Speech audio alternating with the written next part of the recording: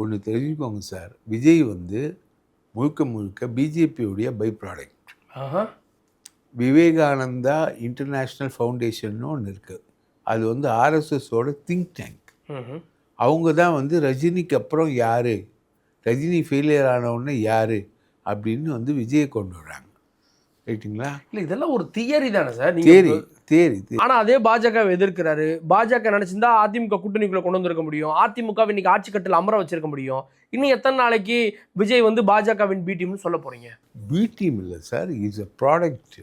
By and large is a product. அவர் வந்து பாஜகவை வந்து பேர் சொல்லி எந்த இடத்துலையும் எதிர்க்கலை. பாஜகவுடைய கொள்கைகளை எதிர்க்கிறாரு. அதுக்கு பெரியாரை சொல்லிக்கிறாரு, அண்ணாவை சொல்லிக்கிறாரு.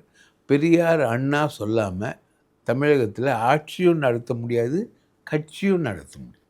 இதான் வந்து இயல்பான ஒரு நிலை. அதனால் அவர் சொல்லிக்கிறார்.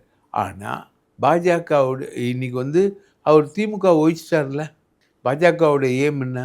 திமுக வந்து ஒழியணும். திமுக வந்து அகில இந்திய அளவில் பாஜக எதிர்ப்பை வந்து முன்னெடுக்குது. அதை வந்து ஒழிக்கணும். 3 பேரை ஏம் பண்ணாங்க சார். பினராயி விஜயன், மு.க. ஸ்டாலின், மம்தா பானர்ஜி.